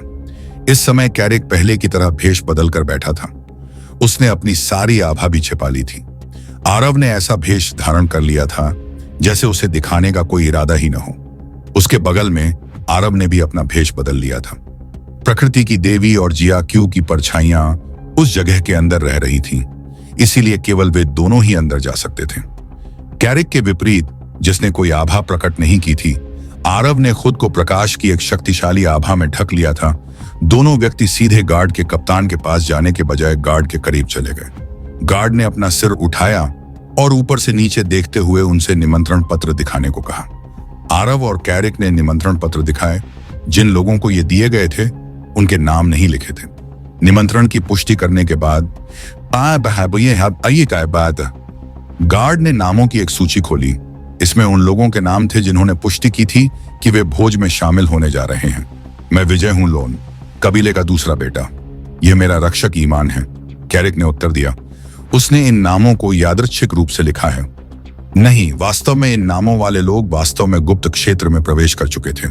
अंतर केवल इतना था कि उन्होंने गार्ड के कप्तान से पुष्टि की थी। दुर्भाग्य से जब वे सत्यापन के बाद अंदर आए तो वर्तमान गार्ड वहां नहीं था, इसलिए उसे पता नहीं चला। इसके अलावा ये दोनों नाम उसके हाथ में मौजूद सूची से पूरी तरह मेल खाते थे। उसने सिर हिलाया और एक तरफ हट गया। उसी समय उसने नामों की सूची में से 2 नामों को चिह्नित किया, बिना यह महसूस किए कि उन 2 नामों को पहले से ही किसी अन्य सूची में चिह्नित किया गया था। कैरिक और आरव ने गार्ड को पीछे छोड़ दिया और दूरी पर स्थित भारी सुरक्षा वाला गेट। एक घबराए हुए कैरिक ने आरव से पूछा। वह भी थोड़ा उलझन में था। चारों जनरजनी मजबूत नहीं थे, इसलिए यह आसान नहीं था। फिर भी कैरिक के पास कुछ था जो उसने पोर्टल के अंदर एक साथ चलने से पहले योजना बनाई थी। कैरिक ने आरव के कंधे पर हाथ रखा ताकि यह सुनिश्चित हो सके कि वे दोनों एक ही स्थान से बाहर आएं। आरव ने गेट के माध्यम से प्रवेश किया, लेकिन जब वह दूसरी ओर से बाहर आया तो आश्चर्यचकित था। उसके सामने की दुनिया पृथ्वी या दक्षिणी दुनिया की तरह नहीं थी। यह विशुद्ध सौंदर्य और आश्चर्य का क्षेत्र था, जहां आकाश था उद्यान रंगों के बहुरूप दर्शक की कोमल पंखुड़ियों से ढका हुआ था। उसने अपनी त्वचा पर हल्की हवा को महसूस किया और पक्षियों के गाने और हंसने की मधुर ध्वनि सुनी। उसने विदेशी फूलों और फलों की सुगंध सूंघी और हवा की मिठास का स्वाद चखा। दृश्यों और ध्वनियों से मंत्रमुग्ध वह अलग अलग आकार और आकृति के प्राणियों को देखता रहा, कुछ जाने पहचाने और कुछ काल्पनिक। उसने ऐसे जानवर देखे जिन्हें उसने पहले कभी नहीं देखा था। आजादी से इधर उधर दौड़ रहे थे या आसमान में ऊंची उड़ान भर रहे थे। अजीब जानवर शक्तिशाली नहीं थे, लेकिन वे इस जगह की सुंदरता में इजाफा करते प्रतीत होते थे। वे सभी सद्भाव में रहते थे। ऐसे पेड़ भी थे जिन पर रत्न और क्रिस्टल लगे थे। नदियां मादक जल से बहती थीं, जैसे कि वे उसमें खराब हो गए हों। पहाड़ जो बर्फ और आग से चमकते थे। महल और मंदिर भी थे।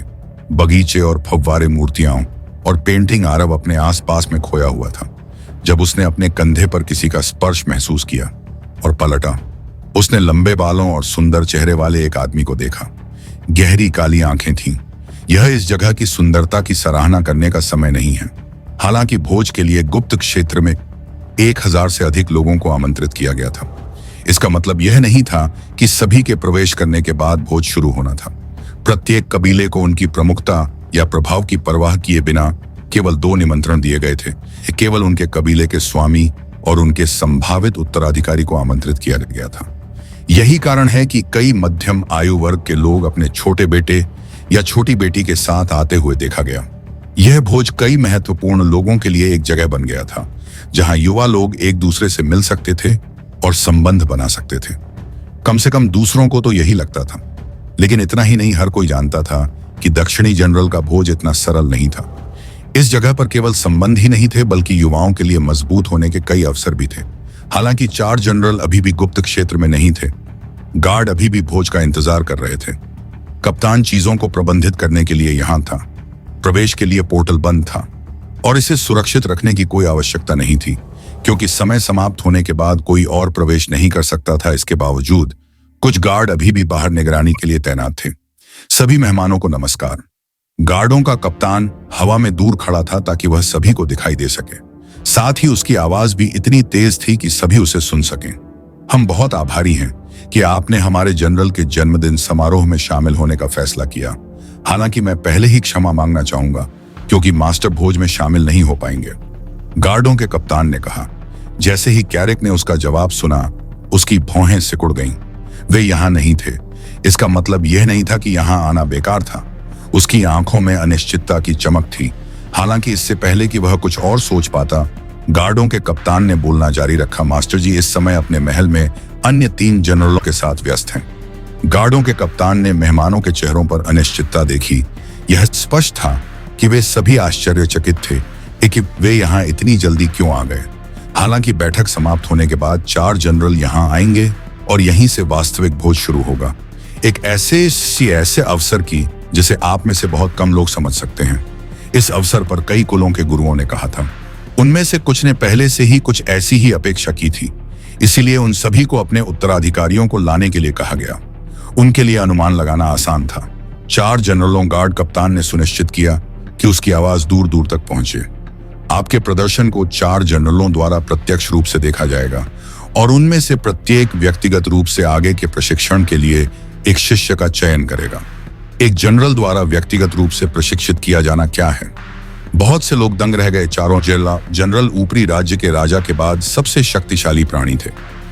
उनके जैसे लोगों का निजी शिष्य बनना एक कदम में आसमान को छूने जैसा था।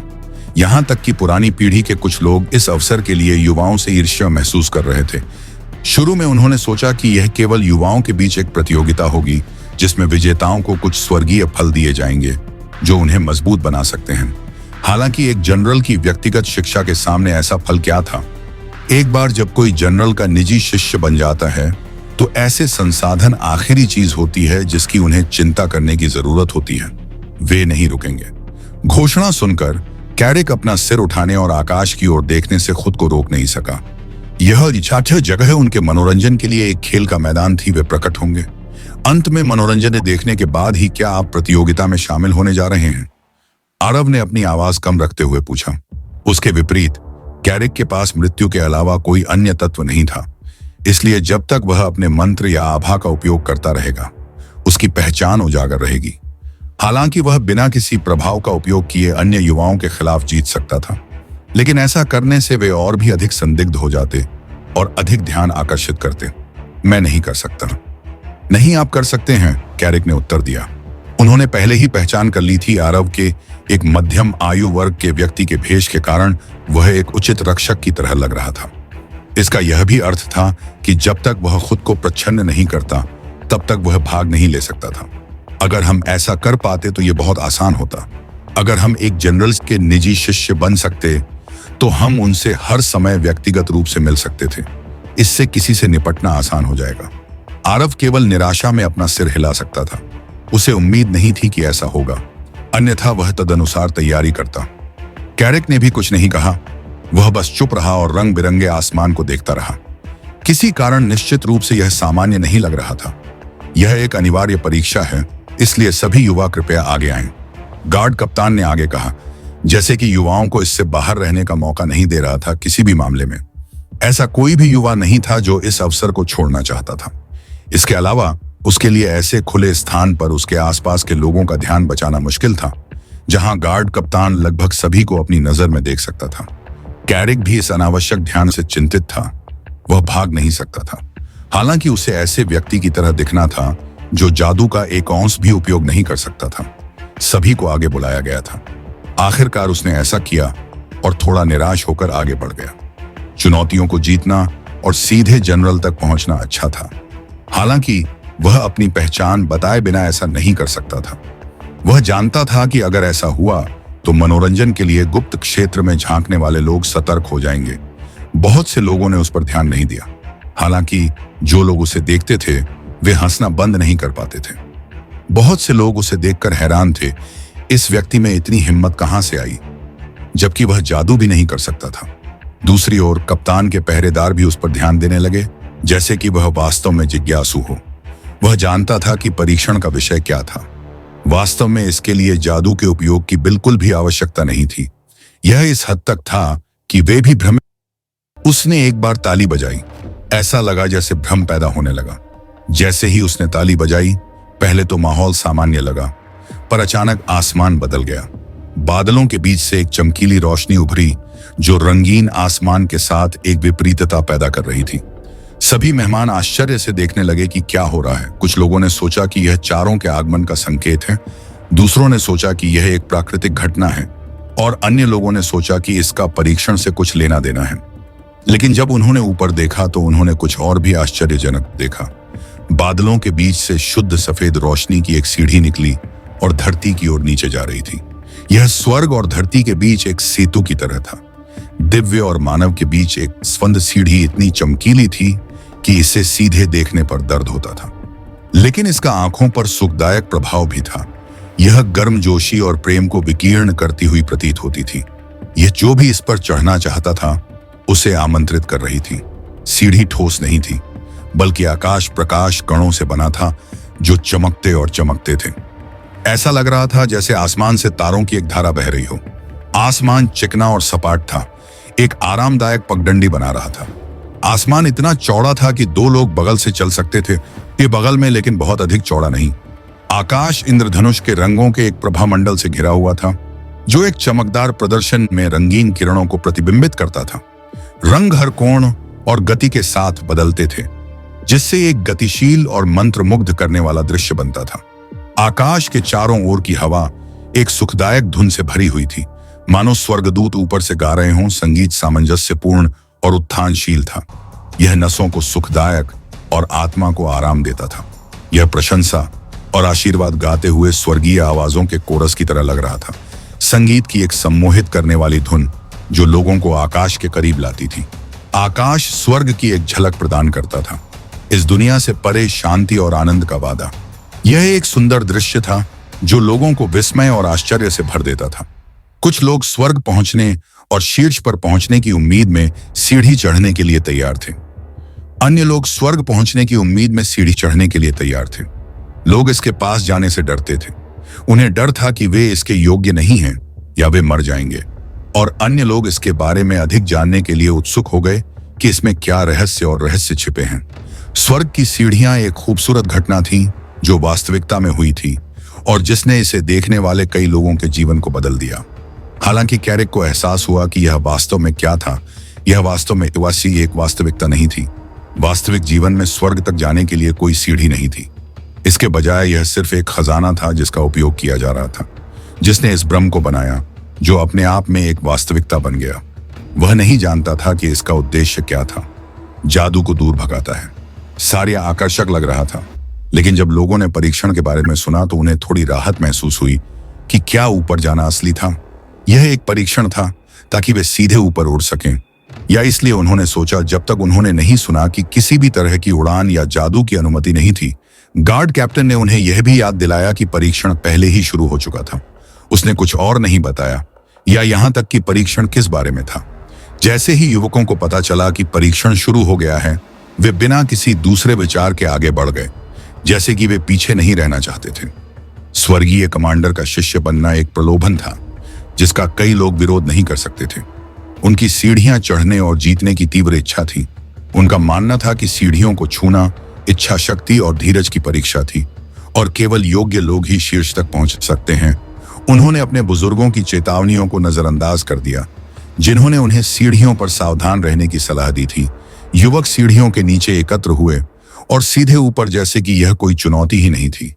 पहले कदम आसान और हल्के थे, जैसे कि वे हवा में चल रहे थे। उन्हें ऊर्जा और खुशी का एहसास हुआ, जैसे कि उन्हें स्वर्गदूत उठा रहे थे। उन्होंने मुस्कुराया और अपनी गति बढ़ा दी, इशारे अनहाड़ा दी। लेकिन जैसे ही वे ऊपर चढ़े, उन्हें एक बदलाव महसूस होने लगा। वजन कठिन और भारी हो गया। उन्होंने अपने पैरों और पैर की उंगलियों पर दबाव महसूस किया, जैसे कि वे अपनी पीठ पर भारी वजन उठाए हुए थे। कई लोगों को पसीना आने लगा और हांफने लगे। उनकी मांसपेशियों और फेफड़ों में खिंचाव आने लगा। वे धीमे हो गए और रुक गए। उन्हें थकान और दर्द महसूस होने लगा। वे जादू का उपयोग करके अपने शरीर को मजबूत करने की कोशिश कर सकते थे, हालांकि इसकी अनुमति नहीं थी। इसके बावजूद कई युवाओं ने यह सुनिश्चित करने की कोशिश की कि गार्ड कैप्टन उन्हें भीड़ में गुप्त रूप से जादू का उपयोग करके न देख ले। हालांकि जैसे ही उन्होंने जादू का उपयोग किया, उन्हें एक मजबूत प्रतिकारक बल महसूस हुआ जो उनकी छाती पर एक भारी पहाड़ की तरह महसूस हुआ और उन्हें दूर फेंक दिया। उन्हें ऐसा भी लगा जैसे कि उनकी पसलियां टूट गई थीं जब उन्हें इतनी बड़ी ताकत से पीछे धकेला गया था। और जब वे सीढ़ियों से नीचे जमीन पर गिरे तो उन्हें खून की खांसी होने लगी। उन युवाओं के साथ आए लोग तुरंत उनके घावों का इलाज करने के लिए आगे बढ़े, जबकि कुछ लोगों ने नियमों की अनदेखी की थी और उन्हें जबरन बाहर भेज दिया गया था। दूसरों ने उनके साथ जो हुआ उससे सबक सीखा। हालांकि वे थके हुए थे, उन्होंने धोखा नहीं दिया। इसके बजाय उन्होंने अस्थायी रूप से चढ़ना बंद कर दिया और सीढ़ियों पर बैठकर आराम करना शुरू कर दिया। कुछ लोग कठिनाई से नीचे उतरने के बाद वापस आ गए। कुछ लोग सीढ़ियों से नीचे गिर गए और जमीन पर गिर गए, और कुछ गायब हो गए, जैसे कि उन्हें प्रकाश ने निगल लिया हो। यह परीक्षण माना जाता था आसान तो था, पर धीरे धीरे यह सबसे खतरनाक परीक्षा बनती जा रही थी। बहुत से लोगों को तो यह भी नहीं पता था कि चढ़ाई करते समय वे बच पाएंगे या नहीं, जिस कारण वे डर गए और हार मान ली। बहुत से लोग यह भी सोच रहे थे कि क्या हो रहा है, सीरिया पर चढ़ाई क्यों मुश्किल होती जा रही थी। क्या यह इस बात का संकेत था कि वे सक्षम नहीं हैं? क्या यह कोई चुनौती थी जो वे नहीं कर सकते थे पर उसे इससे पार पाना था? क्या यह कोई जाल था जिसमें वह फंस गया था? उसे भ्रम और संदेह तो था ही, पर साथ ही दृढ़ निश्चय और गर्व भी था। अगर यह एक परीक्षा थी तो उसे इसे पास करना ही था। उसने कठिनाइयों के बावजूद चढ़ाई जारी रखने का फैसला किया। उसे लगा कि अगर वह कड़ी मेहनत करेगा तो वह शिखर तक पहुंच सकता है। उसे लगा कि उसे खुद पर पूरा भरोसा है। आखिरी स्थान पर मौजूद जनरंजनी दूसरों की तरह आगे नहीं बढ़ा, बल्कि पहले कदम पर रुक गया और बाकी सीढ़ियों का निरीक्षण किया। उसने पहले कदमों को समझने की कोशिश की ताकि वह बिना किसी दोष को उजागर किए इस परीक्षा को पास कर सके। सौभाग्य से उसे यह समझने में ज्यादा समय नहीं लगा कि यह परीक्षा किस लिए। यह धारणा कि हर कदम भारी होता जा रहा था उसे केवल उम्मीद खोने पर मजबूर कर रही थी। यह उनके दिमाग में नहीं था कि सीढ़ियां वास्तव में भारी होती जा रही थीं। इसके बजाय जितना वे चढ़ते गए, उनकी इच्छा शक्ति उतनी ही कमजोर होती गई।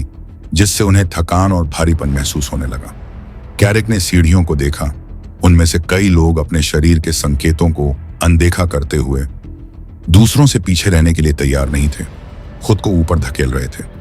उन्होंने दर्द और थकावट को अनदेखा किया और ऊपर की रोशनी पर ध्यान केंद्रित किया। उन्होंने दूसरों की चीख पुकार और विनती को अनदेखा किया और खुद को अपने साथी पर्वतारोहियों से अलग कर लिया।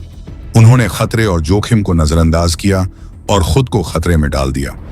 लेकिन जैसे जैसे वे ऊपर चढ़ते गए, उन्हें अपनी गलती का एहसास हुआ। सीढ़ियां चढ़ना असंभव हो गया। ऐसा लग रहा था जैसे वे शीशे से बने हों। उन्हें अपने पैरों और पंजों पर बहुत ज्यादा बल महसूस हो रहा था।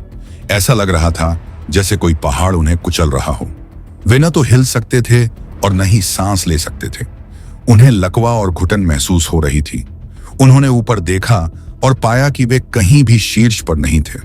प्रकाश का सर्पिल आकाश में अंतहीन रूप से फैला हुआ लग रहा था, जो उनके प्रयासों का मजाक उड़ा रहा था।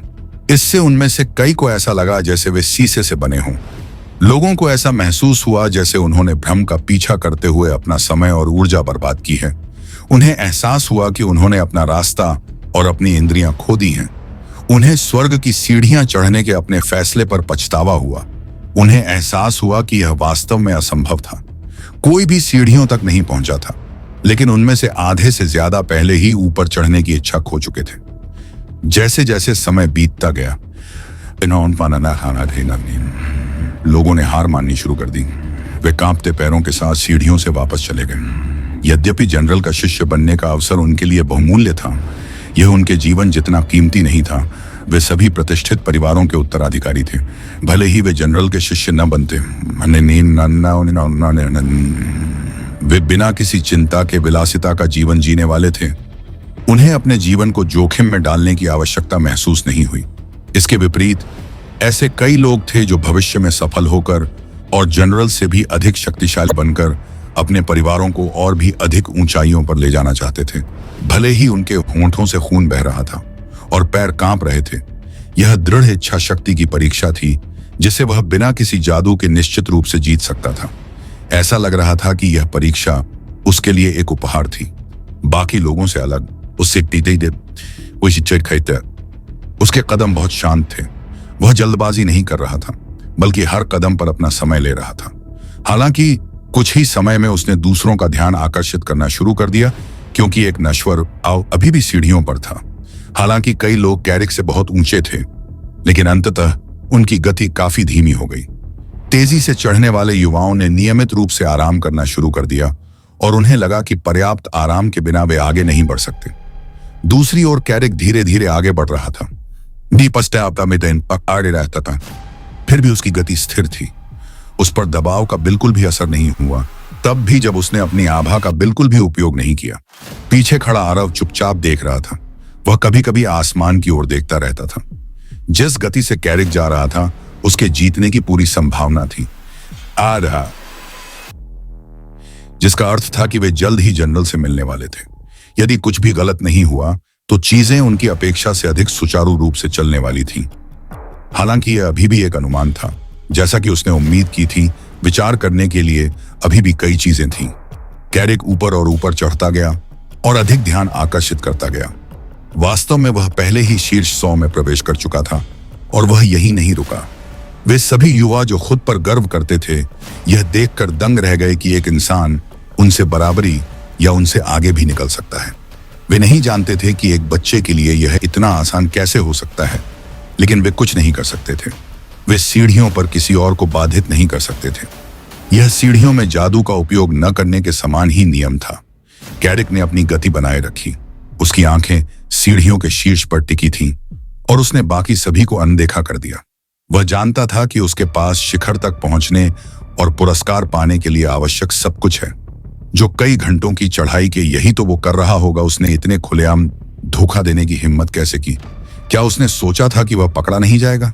पुरानी पीढ़ी के कई लोग निराश थे कि उनके उत्तराधिकारी आगे बढ़ने में असमर्थ थे। हालांकि अगर कोई नश्वर जीत जाता है तो यह उनके लिए और भी अपमानजनक होगा। अपनी गरिमा की खातिर वे इसे स्वीकार नहीं कर सकते थे। उन्होंने सभी ने गार्ड कैप्टन की ओर देखा और उसे इस परीक्षा से कैरिक को हटाने के लिए कहा। जैसे जैसे अधिक से अधिक कबीले शामिल होते गए, असंतोष की आवाजें तेज होती गईं।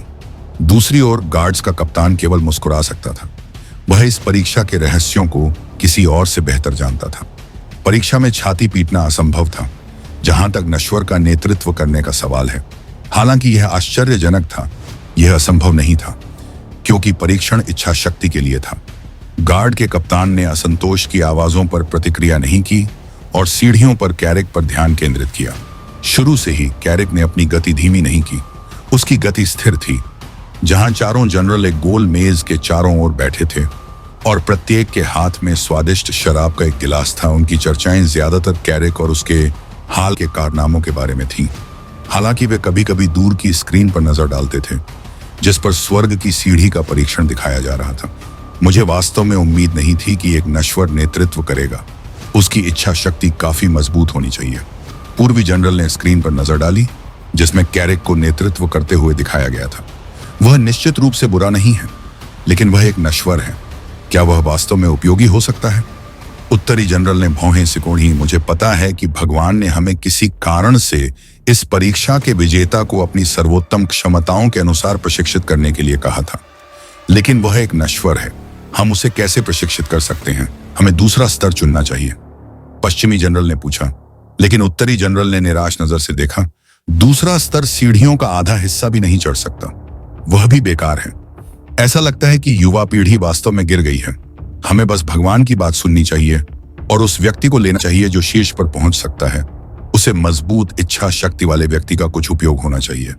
यह पहली बार है जब उसने हमें कुछ करने के लिए कहा है। शीर्ष दक्षिणी जनरल मुस्कुराया। उसकी आंखों में एक चालाक नजर आई। उनमें से कोई भी वास्तव में कैरिक को प्रशिक्षित करने में दिलचस्पी नहीं रखता था। हालांकि अगर वह शीर्ष पर पहुंच गया तो उसके पास वास्तव में कोई विकल्प नहीं था। इसलिए उसके पास परीक्षा को और भी कठिन बनाने का केवल एक ही रास्ता बचा था। स्वर्ग की सीढ़ियां आखिरकार एक कलाकृति थी जो उसकी अपनी थी। यह कुछ ऐसा था जिसे वह इच्छानुसार नियंत्रित कर सकता था। वर्तमान में प्रत्येक चरण पर दबाव औसत श्रेणी में था। हालांकि दक्षिणी जनरल ने कठिनाई बढ़ाने के लिए अपने अतिरिक्त नियंत्रण का उपयोग किया। स्वर्ग की सीढ़ियों पर चढ़ना अचानक मुश्किल हो गया। यह न केवल उन लोगों के लिए आश्चर्य की बात थी जो अभी भी सीढ़ियों पर थे, बल्कि वे भी हैरान थे, क्योंकि दबाव अचानक इतना बढ़ गया था। खून की खांसी भी थी एक पल में। लगभग सभी को परीक्षा में असफल होने के कारण स्वर्ग की सीढ़ियों से बाहर निकाल दिया गया। दूसरी ओर कैरिक ने एक पल के लिए अपनी गति धीमी कर दी। उसने अचानक परिवर्तन देखा और कुछ अनुमान लगाए कि ऐसा क्यों हो रहा था, लेकिन उसने अपना धैर्य बनाए रखा और ऐसे अभिनय किया जैसे उसे कुछ परेशानी हो रही हो, लेकिन वह चढ़ता रहा। इससे दक्षिणी जनरल और भी हैरान हो गया। सबसे कठिन परिस्थिति में भी नश्वर अभी भी चढ़ रहा था। उसकी इच्छा शक्ति इतनी मजबूत कैसे हो सकती है? क्या उनके पास उसे चुनने के अलावा कोई विकल्प नहीं था? हालांकि कई जनरलों को कैरिक के प्रदर्शन को देखकर आश्चर्य हुआ, लेकिन युवक शीर्ष पर पहुंचने में कामयाब रहा। कैरिक ने सबसे ऊपरी सीढ़ी पर खड़े होकर यह परीक्षा पूरी की। जैसे ही परीक्षण खत्म हुआ, स्वर्ग की सीढ़ियां गायब हो गईं। कैरिक का शरीर सुरक्षित रूप से जमीन पर उतरा। हालांकि वह देख सकता था कि उसके आसपास हर कोई उसे देख रहा था, खासकर वे बुजुर्ग जो शर्मिंदा थे और वे युवा जो ईर्ष्यालु थे। अरे छोटे बदमाश, मुझे सच बताओ, तुमने धोखा कैसे दिया? अपनी गलतियों को स्वीकार करो और कबूल करो। शायद हम तुम्हें सजा नहीं देंगे। यदि तुम ऐसा नहीं करते, हम समझ सकते हैं कि तुम्हारे लालच ने तुम पर विजय पा ली है। हालांकि इसका मतलब यह नहीं है कि आपको धोखा देने की अनुमति है। एक के बाद एक लोग कैरिक के पास आते रहे और उसे डांटते रहे, जैसे कि वे उससे बेहतर थे और वह मूर्ख है। आप कह रहे हैं कि एक नश्वर व्यक्ति दक्षिणी जनरल द्वारा किए गए परीक्षण में धोखा देने में सक्षम था, और आप जैसे शक्तिशाली लोग नहीं जानते कि कैसे? कैरिक ने जवाब में पूछा। इसका मतलब यह नहीं है कि आप सभी बिल्कुल बेकार हैं। आप ही मुझ पर आरोप लगा रहे हैं। क्या आपको मुझे यह नहीं बताना चाहिए कि मैंने कैसे धोखा दिया? कैरिक की हिम्मत देखकर भीव सदमे में चुप हो गया। बुजुर्गों में से एक आगे बढ़ा और उसने कैरिक को संदेह से देखा। तुम में कुछ हिम्मत है बच्चे, उसने कहा गुरतेज। ऐसा नहीं है कि आप जो चाहें कर सकते हैं। क्या आपको लगता है कि किसी नश्वर के लिए वहां पहुंचने का कोई रास्ता है जहां सभी स्वर्गीय प्रतिभाएं नहीं पहुंच सकती बिना धोखा दिए? स्वर्गीय प्रतिभाशाली, कैरिक ने जवाब में मुस्कुराया। ऐसा लगता है कि आप उनका अपमान कर रहे हैं। आप जो कह रहे हैं उससे ऐसा लगता है कि आपके तथाकथित स्वर्गीय प्रतिभाशाली लोग अक्षम लोग हैं, जो बिना धोखा दिए दक्षिणी जनरल की परीक्षा पास नहीं कर सकते हैं। उस आदमी की आंखें सिकुड़ गईं। उसका संदेह प्रत्येक बीतते क्षण के साथ और भी गहरा होता जा रहा था। उसकी आभा और भी तीव्र हो गई, जैसे कि वह कैरिक पर दबाव डाल रहा हो, जैसे कि उसे घुटनों पर लाने की कोशिश कर रहा हो। तुम बहुत ज्यादा बोलते हो बेटा। तुमने अभी तक मेरे प्रश्न का उत्तर नहीं दिया है। हालांकि जैसे ही दबाव आया, आरव बूढ़े आदमी की आभा को रोकते हुए कैरिक के सामने प्रकट हुआ। हालांकि आभा ने कम से कम कैरिक को प्रभावित नहीं किया। यह संदिग्ध होगा कि क्या कैरिक आभा के सामने सुरक्षित था। इसके अलावा जहां तक वह कैरिक को जानता था, वह उस बच्चे को बेवकूफ बनाने के लिए अपने घुटनों पर होगा। तुम शांत बैठने वाले नहीं थे। बूढ़ा आदमी और भी क्रोधित हो गया जब उसने देखा कि कोई उसे रोक रहा है। संघर्ष के बारे में उन्होंने स्पष्ट शब्दों में कहा, कोई धोखाधड़ी नहीं थी, इसे अभी बंद करो, यह असंभव है। बूढ़े ने उपहास किया, क्या आप यह कह रहे हैं कि एक नश्वर आदमी बिना धोखाधड़ी के परीक्षा जीत गया? जब तक आप यह नहीं कह रहे हैं कि हमारे भगवान द्वारा डिजाइन किया गया परीक्षण इतना बेकार था कि यह धोखाधड़ी का पता लगाने और रोकने में भी सक्षम नहीं था। गार्ड कैप्टन ने अपनी आंखें घुमाई, तो बेहतर होगा कि आप अब रुक जाएं। बूढ़ा आदमी हैरान था। उसने महसूस किया कि वह एक मुश्किल स्थिति में था। उसने चारों ओर देखा और पाया कि अन्य दर्शक भी उसे अस्वीकृति के साथ देख रहे थे। यदि वह गार्ड कप्तान के ऐसा कहने के बाद भी धोखा देने पर जोर देता, इसका मतलब था कि वह सीधे दक्षिणी जनरल पर बेकार होने का आरोप लगा रहा था। वह मूर्ख नहीं था जो वह अपने गुस्से के कारण दुनिया का सबसे शक्तिशाली आदमी बनना चाहता था। हालांकि उसे अभी भी लगता था कि कैरिक ने उसे किसी तरह से धोखा दिया है। वह यहीं रुक सकता था। आखिरी सांस के साथ वह बुदबुदाया और पीछे हट गया। उसकी दबी हुई आभा भी एक पल में गायब हो गई। जब वह टकराव से दूर चला गया तो वह खुद को पराजित महसूस करने से नहीं रोक सका।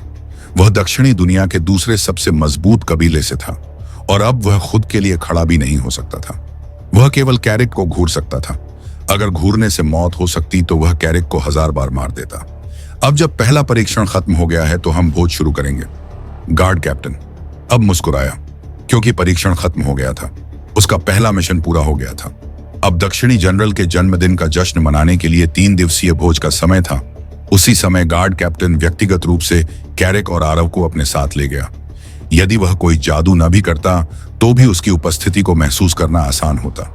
हालांकि उसके नियंत्रण में वृद्धि होने के बाद उसकी आभा का एक भी निशान बाहर नहीं आया, जिससे उसके आसपास के लोगों के लिए मृत्यु की आभा को महसूस करना असंभव हो गया। कुछ समय बाद विशाल उत्सव शुरू हुआ। भोज जादू और आश्चर्य का एक तमाशा था। मेहमान हवा में तैरती हुई गोलाकार मेजों पर बैठे थे, जिनके ऊपर क्रिस्टल के झूमर लगे हुए थे। मेजें खाने की प्लेटों और कटोरों से भरी हुई थीं, जो मेहमानों की पसंद के अनुसार रंग और आकार बदलती रहती थीं। भोजन स्वादिष्ट और संतोषजनक था और पेय ताजा और मादक थे। मेहमानों का मनोरंजन कलाकारों द्वारा भी किया गया, जिन्होंने अपनी रहस्यमय क्षमताओं का उपयोग करके भ्रम और कटाव का प्रदर्शन किया। नर्तक हवा में शान से नाच रहे थे, गायक पक्षियों के साथ ताल मिला रहे थे और जादूगर वातावरण को खुशनुमा बनाने के लिए कई अद्भुत मंत्रों का प्रदर्शन कर रहे थे। ऐसा लग रहा था जैसे आसमान में ऊपर आतिशबाजी दिखाई दे रही हो, जो पहले से ही रंगीन आसमान को और भी खूबसूरत बना रही हो। ऐसा लग रहा था कि भोज दक्षिणी जनरल के जन्मदिन के उपलक्ष्य में आयोजित किया गया था। यह 3 दिनों तक चलने वाला था और 4 जनरलों को इसमें भाग लेने के लिए निर्धारित किया गया था। केवल तीसरे दिन इसके अलावा मेहमानों में सभी 4 ऊपरी क्षेत्रों की दुनिया के प्रभावशाली लोग शामिल थे, जिससे उनके लिए अधिक संबंध बनाने का यह एक अच्छा अवसर बन गया।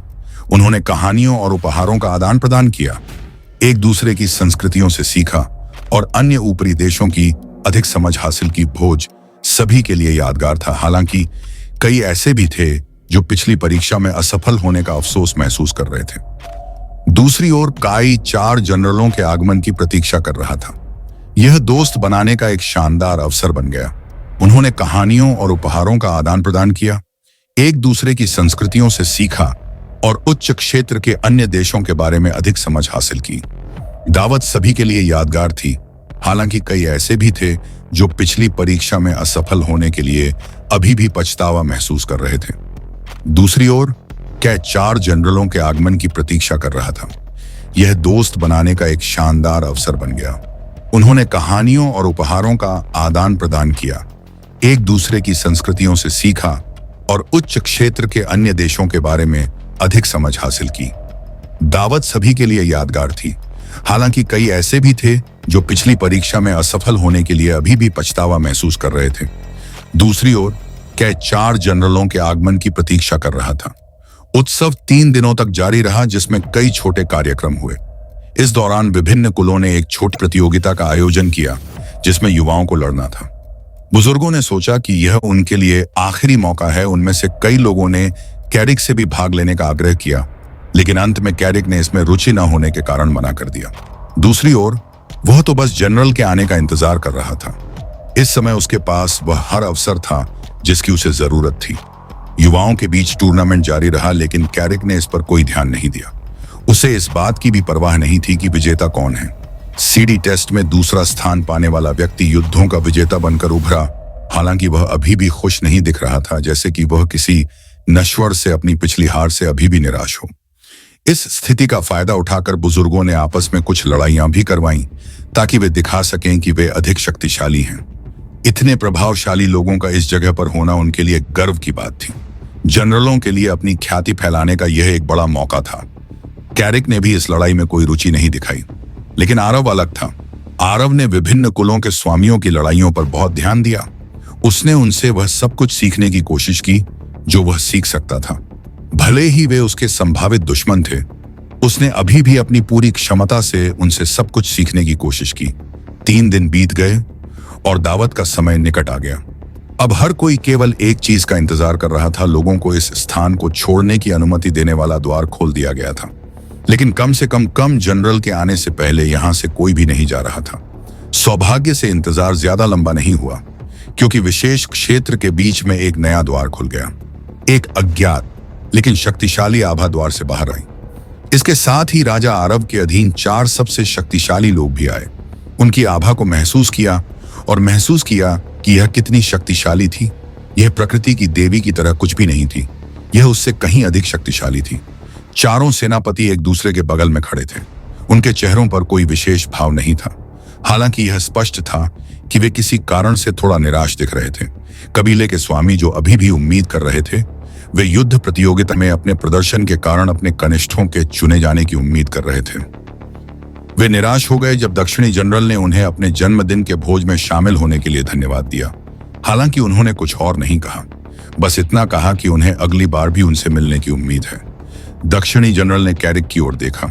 उसके चेहरे पर एक दिलचस्प लेकिन निराशाजनक भाव था। जंग, क्या तुम मेरे साथ आ रहे हो? उसने कैरिक से कहा। आश्चर्यजनक रूप से वह उस युवक को तब तक नहीं पहचान पाया जब तक कैरिक ने अपना जादू नहीं चलाया। वह बिना किसी हिचकिचाहट के कैरिक और अन्य जनरलों को अपने साथ ले गया। वे 4 जनरल आरव भी कैरिक के साथ थे। दुर्भाग्य से आरव के सामने ज्वाला की एक दीवार आ गई, जिसने उसे रोक दिया। अब से उसे किसी अंगरक्षक की आवश्यकता नहीं होगी, दक्षिणी जनरल ने आलस से कहा। उसने आरव की ओर देखा। हालांकि ऐसा लग रहा था कि वह आरव से कह रहा था कि यदि वह आदमी उन्हें और परेशान करेगा तो वह उसे मार देगा। कैरिक ने पीछे मुड़कर नहीं देखा, लेकिन अपने हाथों को उसकी पीठ के पीछे रखकर उसने आरव को शांत रहने का संकेत दिया। हालांकि वह अकेला था, उसे अपना बचाव करने का पूरा भरोसा था। आरव ने अपनी मुट्ठियां भींच लीं और स्थिर खड़ा रहा। जब उसने कैरिक और अन्य को पोर्टल में प्रवेश करते और गायब होते देखा, सभी के चले जाने उसके लिए कुछ भी मतलब है। शुरू से ही वह अपने दम पर था। वह अपनी धारणा के अनुसार काम करता था। वह सब कुछ कैरिक पर नहीं छोड़ सकता था, क्योंकि आपका अपना रास्ता है, मुझे भी अपना रास्ता बनाना होगा। आरव मुड़ा और गुप्त क्षेत्र छोड़ दिया। वह ऊपरी क्षेत्र में अकेला रह गया, क्योंकि प्रकृति की देवी और जियाकर की छाया में थे। हालांकि अब तक वह कम से कम ऊपरी क्षेत्र के बारे में बुनियादी ज्ञान इकट्ठा करने में कामयाब रहा। वह यह भी जानता था कि दक्षिणी दुनिया में करने के लिए कुछ भी नहीं बचा था। आखिरकार यह ऊपरी क्षेत्र की बंजर भूमि थी। इस प्रकार उसने अपना नया गंतव्य चुना। केंद्रीय दुनिया के बाद ऊपरी क्षेत्र में सबसे समृद्ध दुनिया उत्तरी दुनिया थी, जहां धरती से आकर उन्हें धोखा देने वाले सभी छोटे देवता बस गए थे। समस्या केवल वहां पहुंचने की थी, लेकिन उसने एक रास्ता भी सोच लिया था। गुप्त क्षेत्र से बाहर आते ही वह एक छाया में बदल गया और उस राजसी जहाज में प्रवेश कर गया जिसमें उत्तरी दुनिया का एक प्रमुख परिवार आया हुआ था। उत्तरी दुनिया में जाने का यह सबसे आसान रास्ता था, और सत्य था। हालांकि यह खतरनाक भी था। यह जहाज उत्तरी दुनिया के चौथे सबसे शक्तिशाली परिवार स्टीन परिवार का था, जो कलाकृतियां बनाने में विशेषज्ञ थे। ऐसा कहा जाता है कि स्टीन परिवार से ज्यादा हथियार किसी के पास नहीं थे। इसके बावजूद कोई उन्हें नुकसान नहीं पहुंचा सकता था, क्योंकि स्टीन परिवार अपनी सुरक्षा के लिए अमर गोलेम का इस्तेमाल करता था, जिसे उनके पूर्वजों ने बनाया था। यही उनकी शक्ति का रहस्य था। स्टीन परिवार के चौथे स्थान पर आने का एकमात्र कारण यह था कि उन्होंने अमर गोलेम बनाने की विधि बहुत पहले ही खो दी थी। वे और नहीं बना सकते थे। इस प्रकार उनकी शक्ति सीमित थी। इसके बावजूद वे अभी भी बहुत सुरक्षित स्थिति में थे। हालांकि कभी कभी दूसरे लोग उन्हें मार देते थे। उनका कुलों के साथ भी संघर्ष था। उन्हें इस बैठक में अपने परिवार की स्थिति मजबूत करने की उम्मीद थी, लेकिन उन्हें निराशा हुई। स्टीन परिवार का स्वामी व्यक्तिगत रूप से नहीं आ सकता था, इसलिए उसने अपने छोटे भाई को अपनी बेटी आदिया स्टीन परिवार की उत्तराधिकारी के साथ भेजा। दुर्भाग्य से आदिया एक जनरल की शिष्या बनने में विफल रही, जिससे उसे यह महत्वपूर्ण अवसर खोना पड़ा। उसके चाचा ने उसे इस नुकसान के लिए दोषी नहीं ठहराया।